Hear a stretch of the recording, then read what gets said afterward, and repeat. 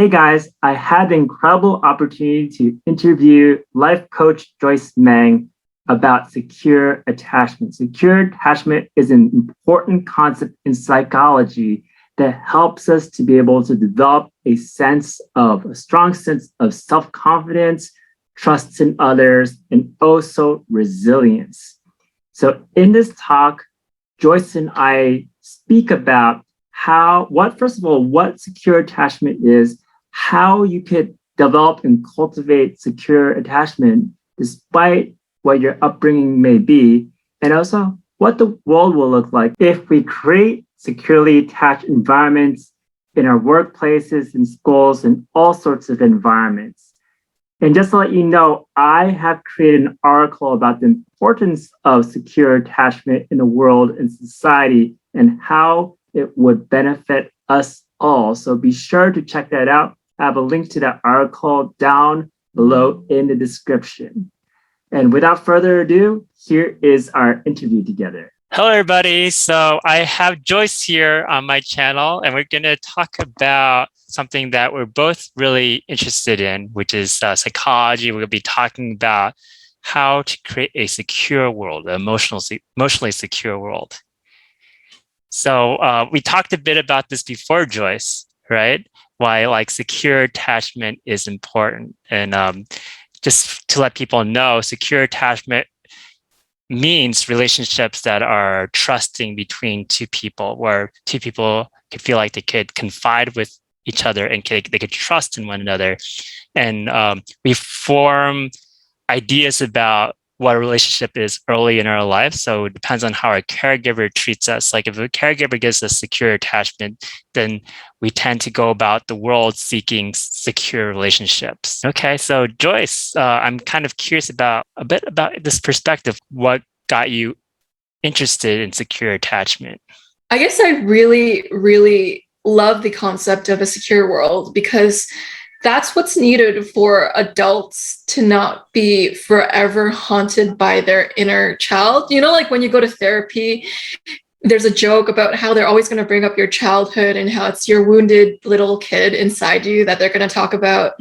It's true, though. If you don't have secure attachments within a secure world, sometimes we're all wounded children within adult bodies, and we don't even know that until our needs get triggered, and that's when it shows up. And so it's so important for people to feel securely attached to either someone themselves or a higher power, like something, because without that, it's almost like the foundation of yourself is brittle. And there's the scarcity mindset and there's the abundance mindset. You can't have an abundance mindset without feeling securely attached. That's just an impossibility. And so I've always been obsessed with the concept of psychological safety, because when people feel a sense of psychological safety, that is only when they're able to bring out their truest potential. It's almost like you'll always be living at 80% or 40%, but never at 100% if you don't feel like you're securely attached in the world. And to even grow exponentially, you need to be securely attached, or else your brain won't allow it. You'll go into survival mode. Exactly. Because when you grow, you actually have to change some of your fundamental ways of operating, whether it's completely uprooting your lifestyle in certain ways or uprooting your belief system. And you need to be psychologically safe to allow this to happen. Otherwise, your brain won't allow it. It'll kind of defense itself. It's like, I can't take this threat. This is a threat without a secure attachment. Yes. Let me, because what you said was really great, because what you're saying is there's something that's fundamental that everyone needs, that it's helpful for everyone to have. At the same time, you're saying it's possible for us to develop it too, that there's some way that we could get reconnected with secure attachment. And it's also important to find a way to do that, because then we could go about the world without this fight flight response that you're talking about. Absolutely. Yeah. I believe we're kind of in a perpetual fight, flight, or freeze if we don't have a secure attachment. Your nervous system is activated almost like any small threat could kill you. When you don't have a group to rely on or someone to rely on, even if it's yourself, if you don't trust yourself too, then what will happen is every small thing that could attack you is now an even bigger threat than what it could have been. Yeah. And so you're constantly in this fight or flight stance. Mm-hmm. I have this belief that most worries come from a survival instinct. So when we overthink something or we feel a state of panic, that's actually your fight, flight, or freeze instinct kind of going like, if I overthink this or if I overfeel this, I'll be safer. If we don't feel secure, we're going to try to generate it in some way, even if it's a maladaptive approach trying to get at needs that we were supposed to be given. Secure attachments are fundamental, and they even can cause negative side effects to emerge if we don't have them. So sometimes we try to get secure attachment through, my belief is, going along with other people. There's a phrase called peopling. When people kind of go along with other people, there's a study done where a psychologist will give two arrows, they're the exact same length, but they'll get a group of people pointing towards the one that is a little, like the psychologist asks which one is longer, and they have a bunch of prop people pointing at the lower arrow, even if they're the same length. And everyone knows that they're the same length, but there's one subject that's actually a real subject. And when the subject sees everyone pointing towards the lower arrow, even if they know that both the arrows are at the same length, they'll point at the lower arrow being longer because everyone else is doing it. And the reason why I believe people have this instinct to go along with other people's judgment is because we seek secure attachments and we don't know it. And so if what we don't know becomes our unconscious, and our unconscious controls us. And we talked about before about the sense that secure attachments important at all levels of society, where there's a lack of secure attachment at an extreme, that's basically like a totalitarian world, then people would do this peopling thing all the time because they're afraid that if they do something wrong, they're going to not going to make it. They're not going to survive. Some people believe, for instance, that maybe it is important to have this fight flight kind of world to be in, because that's a way to motivate people, get them to be proactive in life. But what would you say to that? That's a slippery slope. Mm-hmm. So it might work, but there are a lot of harmful side effects that come from that. Like, people don't feel permission to be themselves when they're in fight, flight, or freeze. This is what will happen when you see 80-year-olds finally figuring out they've been living a life where they've not been true to themselves at all. It's like the job that they worked at made them miserable. Having kids made them miserable. They cried when they got married because they didn't want to get married, but they felt like they had to hit that milestone. And so you have people who constantly betray themselves if you create a world that's motivated by fight, flight, or freeze, because there's no room for you when you're fixated on survival. Because if we could have a world where there is secure attachment, people could feel safe making choices. And they have studies that show that the reality is that when we could form securely attached environments, people are more willing to take meaningful risks. They're more willing to explore. So when a parent raises a child with secure attachment, that child feels like, because my parent is trustworthy, I'm going to go out and explore because I know that I'm going to be safe. Without secure attachment, I believe there's trauma. And with trauma, you get people who disassociate from who they are, because when it's so painful to be yourself, you can no longer feel fully associated with yourself. That's why sometimes we have a pandemic of people not being in the present moment because they're in pain. People who are in pain disassociate from their bodies and their lives to a certain extent. They're on autopilot for a certain extent because their life's not fulfilling. So it becomes more of their body is doing the motions, but their heart's not in it.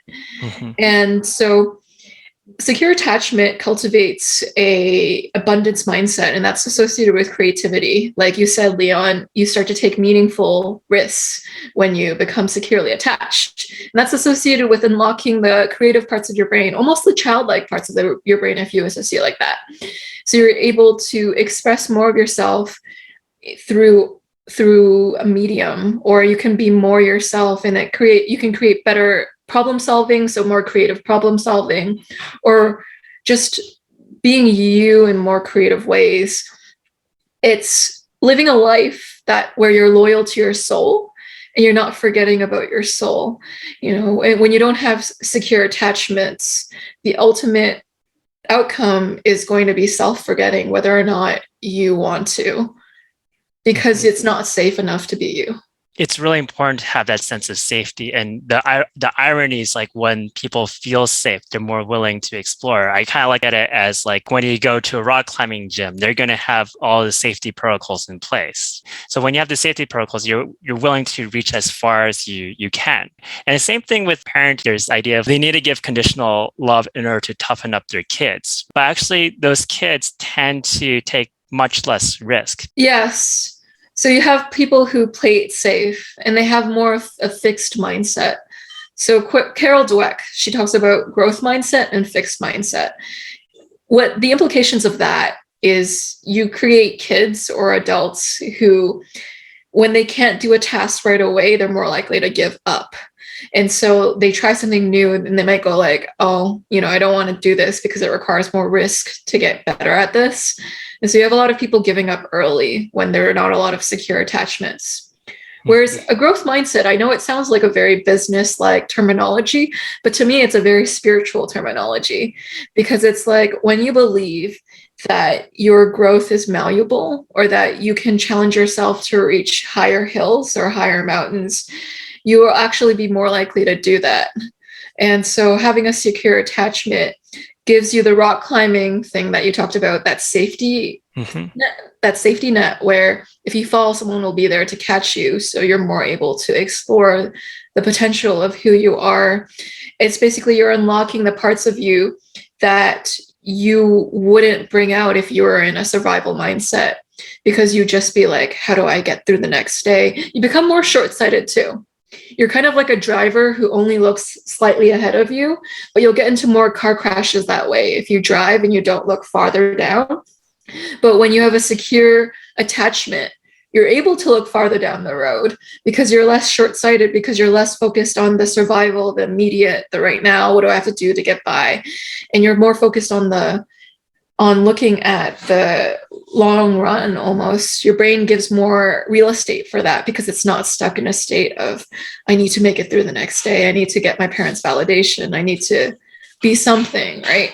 And that's why a lot of spiritual practices or therapy talks a lot about non-attachment. So it's not judging yourself or not saying these harsh things to yourself. Because the moment you get hypercritical is the moment you become short-sighted. You can only see that thing that you're criticizing. It's almost like when you drive a blue Honda, you then notice everyone else driving blue Hondas around you. It's not because everyone's been buying your car within the past day, but your brain's attention is focusing on that because you have it. The same thing is with your thoughts. When you're always focused on self-criticism because you're trying to make it by in a survival mindset, you then lose the capacity to be long-sighted and you become short-sighted by accident because your brain can't help that at that moment, which is why secure attachment is so important, because then you almost hack your brain to be more okay with taking risks that will ultimately make your life so much better. Exactly. Actually, yes. Ironic, it applies for rich people. So the reason why the rich keep getting richer too is because they have a secure attachment, well, in their wealth at least, right? They believe they have enough wealth to exist. So what happens is if you give $1,000 to a rich person, they're going to be more likely to invest into something that will give them more money into the future, because they're like, I don't have to spend this money on survival needs. I can spend it on growing this money so it's 10,000 times bigger than it was before. Whereas if you give $1,000 to someone in poverty in a survival mindset, they're going to spend most of that money on surviving because they're like, I don't have enough food. I have to buy food with this. So they're not going to be able to invest that money into growing it exponentially. And what I think this shows about mentalities in general is that if you have a secure attachment, it gives you the ability to be like that rich person and multiply your money, because then you're not afraid that you don't have enough to eat and you're saving money in the place. Exactly. It's a good thing about being able to have resources for everybody, that at least that their physical needs are met, because in a way that's also meeting their emotional needs, that you're sending that signal, I care for you and I'm going to give you these needs, so that we get out of that simply the survival mindset. And what happens then is that we can't really think fully when we're in that mindset, as you said, because the stress hormones are going and they're kind of destroying our brain cells.